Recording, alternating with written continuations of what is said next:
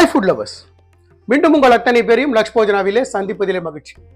இன்னைக்கு என்னன்னு கேட்டிங்கன்னா, ஏற்கனவே ஒரு எபிசோடில் இந்த ஆந்திராவில் தோசைக்காயை வச்சு ஒரு பருப்பு பண்ணோம். அப்போ நான் சொன்ன தோசைக்காயை வச்சு அவங்க பச்சடி பண்ணுவாங்க, அதான் நம்மளோட தொகையல் ஃபென்டாஸ்டிக்காக இருக்கும். இந்த தோசைக்காயை வச்சு ஒரு பச்சடி அவளை பொறுத்த மட்டும், நம்மளை பொறுத்த மட்டும் ஒரு தொகையல். ரைஸ் கூட டெட்லி காம்பினேஷன், சப்பாத்தி இட்லி கூட தொட்டு சாப்பிடலாம். வாங்க எப்படி செய்யலான்னு பார்க்கலாம்.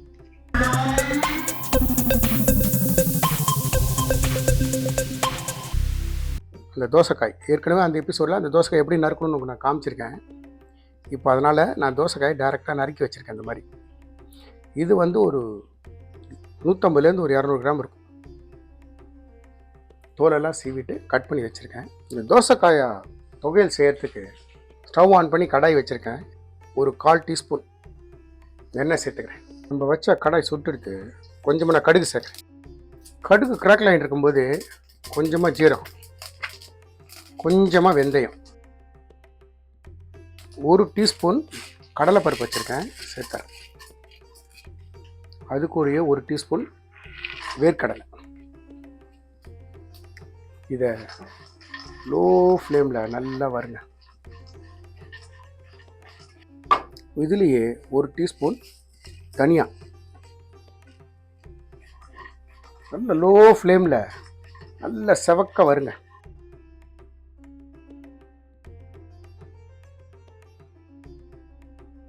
என் கையில் ஒரு 6 காஞ்ச மிளகா இருக்குது, கிள்ளி சேர்க்குறேன்.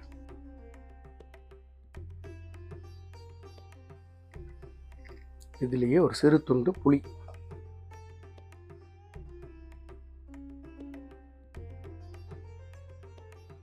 இந்த ஸ்டேஜில் இந்த ஸ்பூனில் 1 டீஸ்பூன் வெள்ளை எள்ளு.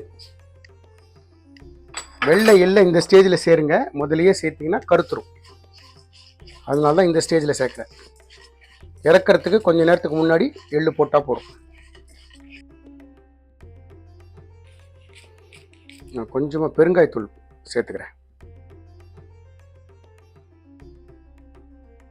பெருங்காயத்தூளையும் சேர்த்துட்டு ஸ்டவ் ஆஃப் பண்ணு.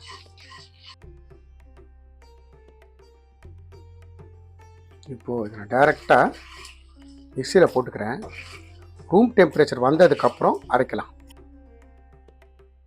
நான் மறுபடியும் அந்த தொகையில் கரைச்ச அதே கடாய் மறுபடியும் வைக்கிறேன். அதே மாதிரி ஒரு 1/4 டீஸ்பூன் எண்ணெய் சேர்த்துக்கிறேன். ஒரு 5 பச்சை மிளகாய் வச்சுருக்கேன். இது உங்கள் காரத்துக்கு ஏற்ற மாதிரி நீங்கள் சேர்த்துக்கலாம். 5 பச்சை மிளகாயும் கொஞ்சமாக கருவேப்பிலை முதல்ல சேர்த்துருங்க. ஃப்ளேமை ஸ்லோ பண்ணிக்கோங்க.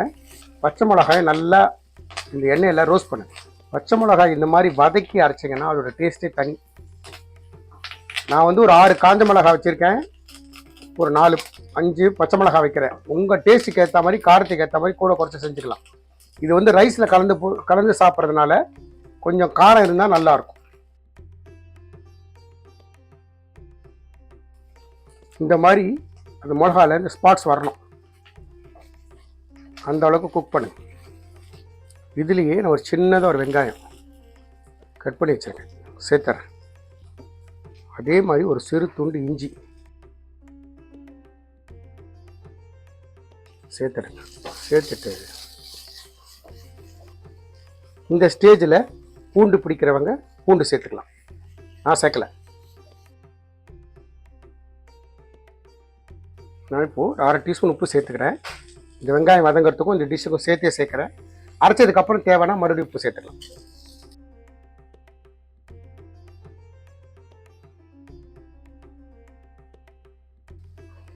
நான் ஒரு 2 தக்காளி சின்னதாக கட் பண்ணி வச்சுருக்கேன். இந்த 2 தக்காளியை சேர்த்தார்.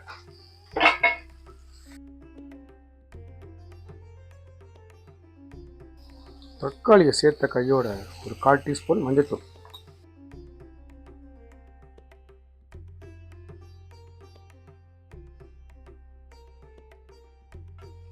நம்ம போட்ட தக்காளி ஸ்லைட்டாக சாஃப்டாக இருக்குது. இந்த ஸ்டேஜில் நம்ம நறுக்கி வச்சுருக்கிற இந்த தோசைக்காய்,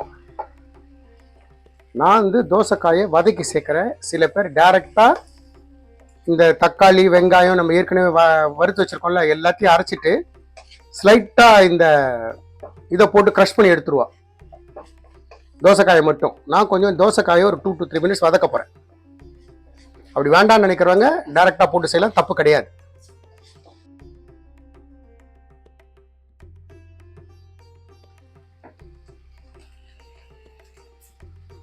நம்மளோட தக்காளி நல்லா சாஃப்டாக வெந்துடுத்து. நான் இப்போது ஸ்டவ் ஆஃப் பண்ணிடுறேன். ஆஃப் பண்ணிவிட்டு கையில் கொஞ்சமாக கொத்தமல்லி வச்சுருக்கேன். அந்த கொத்தமல்லி சேர்த்துருக்கேன்.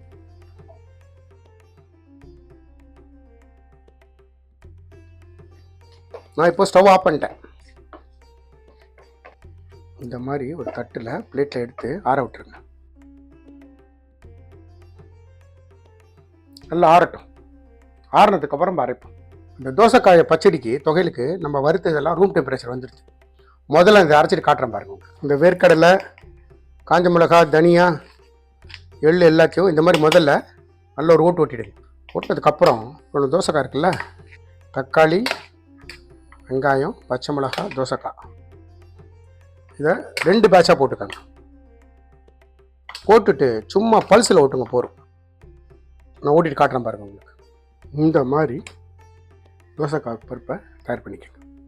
தோசைக்காய் தொகையில் செய்கிறதுக்கு நான் ஒரு கடாய் வச்சுருக்கேன். கடாய் சுடட்டும். நம்ம வச்சா கடாய் சுட்டுடுத்து நான் ஒரு டீஸ்பூன் எண்ணெய் சேர்த்துக்கேன். சுட்டுடுத்து எண்ணெய் 1/2 ஸ்பூன் கடுகு சேர்த்துக்கேன். ஒரு 1/4 டீஸ்பூன் ஜீரகம், கொஞ்சமாக உளுத்தம்பருப்பு, கொஞ்சமாக கருவேப்பிலை, ஒரே ஒரு காஞ்ச மிளகாய். உளுத்தம்பருப்பு நல்லா செவக்கட்டும். உளுத்தம்பருப்பு நல்லா செவந்துருக்கு. நம்மளோட தோசைக்காய் இருக்குல்ல, அரைச்சது சேர்த்து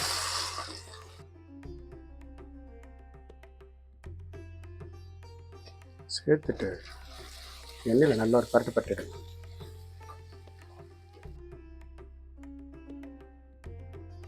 இந்த மாதிரி அங்கங்கே அந்த தோசைக்காய் இருக்கணும். மொத்தமாக ஸ்மாஷ் பண்ணக்கூடாது. ஒரு 2 மினிட்ஸ் அலோவ் பண்ணுங்கள். ஸ்டவ்வை ஆஃப் பண்ணிடுறேன். நம்மளோட தோசைக்காயா பச்சடி இல்லை தோசைக்காய தொகையல் சாதத்து கூட கலந்து சாப்பிட்டு பாருங்களேன், ஃபென்டாஸ்டிக்காக இருக்கும். அதே மாதிரி சப்பாத்தி, இட்லி, பூரி, தோசை சைட் டிஷ்ஷாக தொட்டுக்கலாம். ஃபென்டாஸ்டிக்காக இருக்கும். நம்மளோட தோசைக்காய தொகையல் தயார். நம்ம இந்த தோசைக்காயை வச்சு செஞ்ச ஒரு தொகையல் ஃபென்டாஸ்டிக் ரெசிபி. நல்லா ஸ்பைஸியாக இருக்கும். ரைஸ் கூட நல்லெண்ணெய் விட்டு கலந்து சாப்பிட்டு பாருங்கள், சுட்டாப்பலாம் போகிறோம். ஒரு அருமையான ரெசிபி. நான் இந்த மாதிரி இன்க்ரீடியன்ஸ் போட்டு செஞ்சேன், அதே மாதிரி செய்யுங்க. எனக்கு கிடைச்சது எக்ஸ்ட்ரா ரிசல்ட் உங்களுக்கு கிடைக்கும். இந்த வீடியோ பிடிச்சிருந்தால் லைக் அண்ட் ஷேர் பண்ணுங்கள். உங்கள் ஃபேமிலி அண்ட் ஃப்ரெண்ட்ஸ்க்கு வந்து ரெக்கமெண்ட் பண்ணுங்கள். மறக்காமல் நம்ம சேனல் வந்து சப்ஸ்கிரைப் பண்ணுங்கள். அப்படி சப்ஸ்கிரைப் பண்ணும்போது பெல் ஐக்கானை கிளிக் பண்ண மறந்துடாது. தேங்க்ஸ் ஃபார் வாட்சிங் my all videos. Lakshman signing off from Laksh Yojana.